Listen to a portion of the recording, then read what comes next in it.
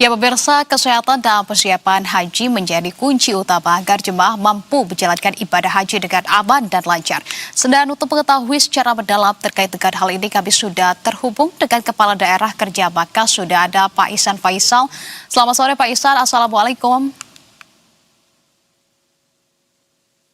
Waalaikumsalam warahmatullahi wabarakatuh.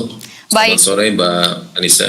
Baik, Pak Ihsan, mungkin yang pertama kalau kita lihat begitu ya, ini sudah memasuki 12 hari masa operasional untuk penyelenggaraan ibadah haji. Sebetulnya sampai dengan hari ke-12 ini, apakah ada catatankah terkhusus mungkin kalau kita bahas terkait dengan kesehatan dari para calon jemaah haji Indonesia di Makkah saat ini? Apakah ada tren penyakit tertentu juga kah yang perlu diwaspadai, Pak Ihsan?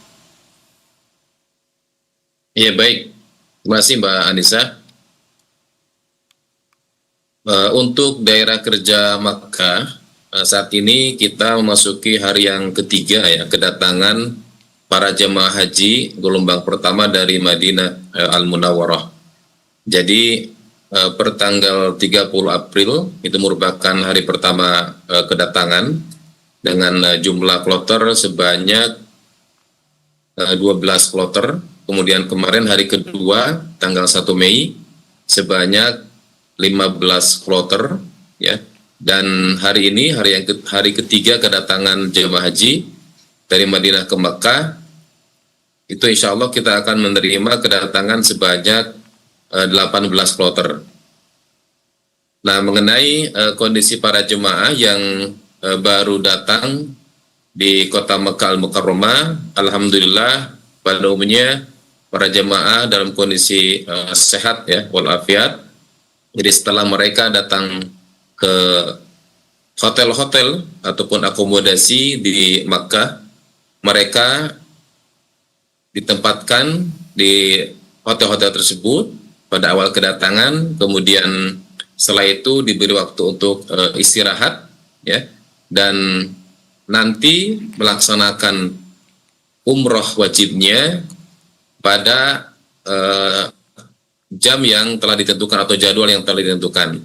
Sebagai contoh, para jemaah yang datang pada siang hari, ya, jam 1 siang atau jam 2 siang, maka nanti kita akan menjadwalkan umroh wajibnya pada pukul 10 ya, atau pukul 22 waktu Saudi, 10 malam. Begitupun nanti kalau ada jemaah yang datang ke Makkah pada waktu malam, maka kita akan menjadwalkan umroh wajibnya itu pada pagi hari, sekitar pukul 10 pagi hari. Itu untuk menjaga kesehatan para jemaah. Jadi mereka dipersilakan untuk istirahat terlebih dahulu, untuk menikmati makan, konsumsi dan sebagainya, nah, biar nanti melaksanakan umroh wajibnya dalam kondisi sehat dan bugar. Nah, mengenai kondisi para jemaah pada umumnya, Mbak Anissa, para jemaah tersebut saya tadi menyampaikan sehat-sehat ya, walaupun sudah menempuh perjalanan cukup jauh dan cukup lama ya dari Madinah ke Makkah, sekitar 6 jaman ya. Jadi secara umum para jemaah dalam kondisi sehat dan rata-rata siap melaksanakan umroh wajibnya yang pertama. Oke. Demikian. Baik, karena masih memasuki begitu ya, baru memasuki hari ketiga kalau untuk wilayah Dakar Makkah begitu ya, hari ketiga dari proses perjalanan ibadah haji ini. Nah, tapi kalau kita lihat karena banyak sekali begitu ya, setiap tahunnya memang selalu didominasi dengan lansia. Kita ketahui pasti ini juga menjadi tantangan tersendiri begitu ya bagi para petugas ibadah haji, kemudian untuk bisa memberikan layanan yang signifikan juga begitu ya untuk para jemaah lansia. Sebetulnya kalau kita lihat karena ini baru di hari ketiga, mungkin kita bisa berkaca pada tahun-tahun sebelumnya begitu ya, kondisi seperti apa yang kemudian bisa saja terjadi begitu ya kepada para lansia di Makkah Arab Saudi begitu? Apakah mungkin karena suhu yang kemudian mereka sudah berada lama di sana, kemudian juga diterpa dengan suhu yang cukup panas sehingga kita menemukan begitu ya banyak jemaah yang kemudian kerap kelelahan. Hal-hal tersebut sebetulnya kalau di tahun-tahun sebelumnya kerap terjadi atau seperti apa, dan saat ini untuk proses penanganannya juga akan seperti apa antisipasinya?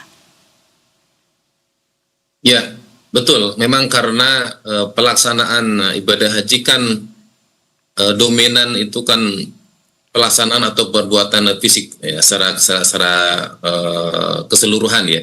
Makanya khusus untuk jemaah lansia ya, lanjut usia, dan ada juga sebagian disabilitas, kita itu sudah mengantisipasi atau memitigasi dengan fasilitas-fasilitas yang ramah lansia. Juga kita sudah menyiapkan para petugas atau PP Arab Saudi yang khusus concern di layanan jamaah haji lanjut usia atau lansia. Nah, di Dakar Makkah kita sudah menyiapkan para petugas PPI Arab Saudi khususnya di seksus atau sektor khusus di Masjidil Haram ya. Karena rata-rata kondisi kredit atau epicentrum atau kegiatan puncak kepadatan ya para jemaah itu kan di Masjidil Haram ya, apalagi ketika awal-awal kedatangan. Jadi insya Allah para jemaah terutama yang lansia kita sudah mengantisipasinya, menempatkan para petugas khusus ya di sekitar Masjidil Haram. Ada yang backgroundnya TNI Polri yang notabene mungkin insya Allah fisik-fisiknya punya kekuatan yang luar biasa. Juga ada para PKPPJH namanya, para petugas yang punya background rata-rata tenaga kesehatan. Nah, jadi secara keseluruhan insya Allah kita bisa mengantisipasi dan mitigasi jika ada para jemaah haji lansia khususnya yang mengalami kelelahan ataupun keletihan khususnya di area Masjidil Haram. Oke, baik. Jadi background seseorang petugas juga kemudian ini juga sudah dilakukan penempatan-penempatan secara khusus begitu ya agar ideal ketika ditugaskan di titik-titik tertentu. Nah, tapi kalau kita masih membahas terkait dengan fasilitas, tadi juga Pak Ihsan sampaikan bahwa fasilitas untuk kesehatannya memang sudah disediakan juga. Tapi bagaimana ketika ada jemaah yang mengalami sakit berat? Hal itu tentu perlu ada rujukan ataupun rawat inap begitu dilakukan ke Rumah Sakit Arab Saudi. Sejauh ini apakah ada juga jemaah haji yang mengalami hal serupa atau dari tahun sebelumnya berkaca adakah hal tersebut terjadi dan sehingga di tahun ini pun ini sudah dipersiapkan juga Pak Ihsan? Baik, dari Dakar Makkah insya Allah pada tahun ini kita menyiapkan sarana kesehatan ya yang namanya klinik satelit ya Mbak Anissa. Jadi kita sudah menyiapkan klinik satelit ya, yang disebar di setiap sektor atau di setiap wilayah, dan kita di 10 sektor ya. Artinya sektor itu area-area yang membawahi akomodasi ataupun hotel-hotel jemaah.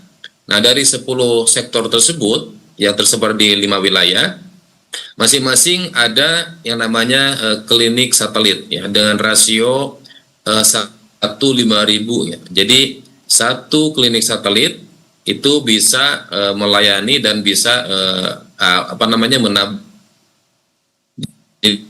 di total untuk daerah kerja maka kita sudah menyiapkan disebar di setiap sektor atau setiap wilayah.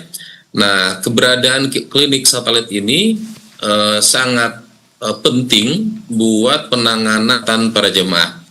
Jadi tahapannya ketika ada jemaah yang mengalami sakit, ya, mungkin bisa diperiksa atau diberikan tindakan pertolongan pertama oleh tenaga kesehatan kloter.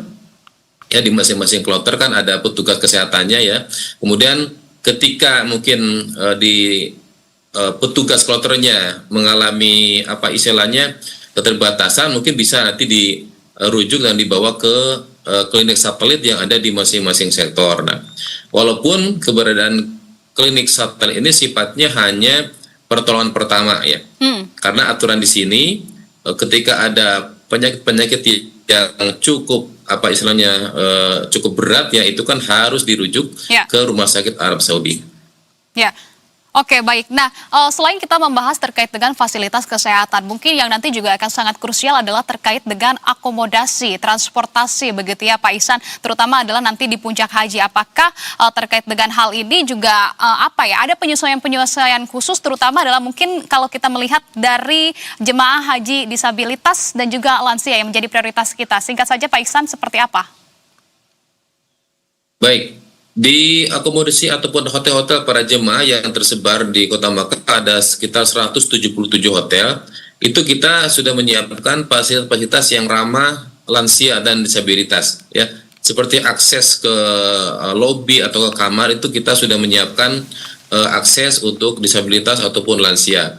Beberapa kamar ada yang bertipe kamar disabilitas gitu, Mbak Anissa. Tempat tidurnya juga toilet ataupun kamar mandinya, ya.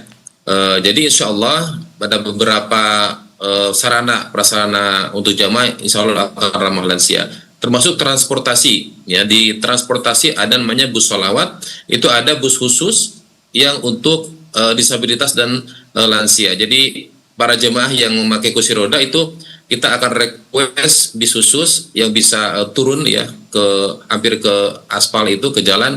Jadi untuk mendorong kursi roda itu tidak mengalami kesulitan. Jadi insya Allah beberapa fasilitas baik itu hotel ataupun transportasi kita sudah menyiapkan yang ramah lansia ataupun disabilitas. Baik, tentu kita harapkan bahwa proses ataupun juga perjalanan rangkaian ibadah haji ini juga dapat berjalan dengan lancar, seluruh jemaah juga dapat melaksanakannya. Terima kasih kalau begitu atas update yang sudah disampaikan dari Kepala Daerah Kerja Makkah, Pak Ihsan Faisal. Salam sehat selalu. Assalamualaikum Pak Ihsan. Waalaikumsalam warahmatullahi wabarakatuh.